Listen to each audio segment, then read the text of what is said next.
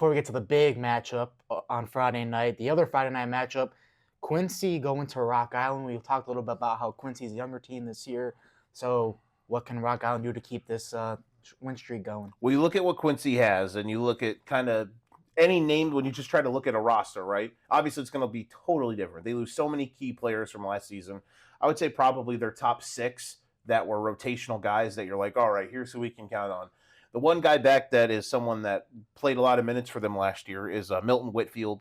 He was a junior last year. He's a senior now, but he hasn't played in their first few games. They're 1-2 to start the season, including in that stretch. Was a game where they played and got or they're 1-1, excuse me, I should say. They had a nice win in their second game, but in their first game they lose by 20 plus against a team from Chicago and Lindblom Academy. So they're kind of figuring some stuff out. They're a younger team. They've got some young guys, sophomores, even a couple freshmen who they really, really like.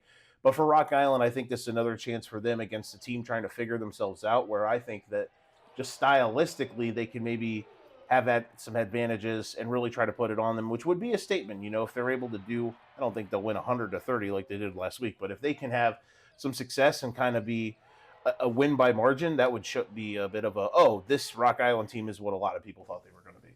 Yeah, Quincy is still a team that's spoken highly of around the conference because of what they've done the last couple of years, always up in the top half of the Western Big Six. They're well coached, so they've had years and years of good players cycling through. So although they're young, maybe more inexperienced, they're going to come ready after that 3-hour bus ride, as they always are, ready to go. So Rock Island's going to have to withstand that test. It's their first real test, although it's their third game, obviously, but it's their first conference test. And that game always brings some question marks. But Rock Island, obviously, going to be on paper is the best team in the conference, and they're going to be ready for it. It's going to be a good game.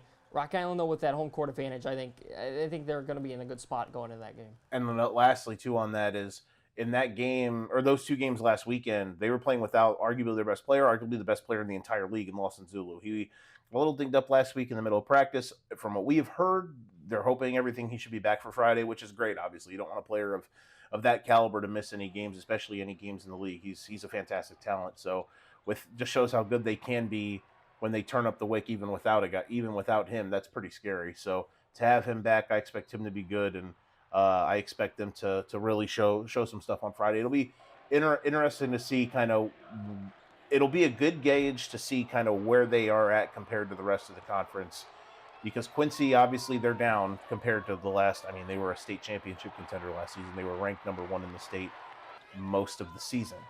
They're not that, obviously. So when I say they're down, it's no disrespect to them. It's just, I feel like just kind of being able to understand certain stuff.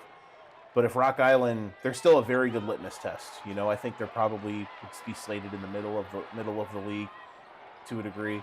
So if they can, it'll be a good litmus test to see what Rock Island can do for the entire season. Like, all right, is this team just good? Are they great? Are they like above that, which we have seen comparative to a state title Moline from a few years ago, or some of those Rocky teams in the early 2010s?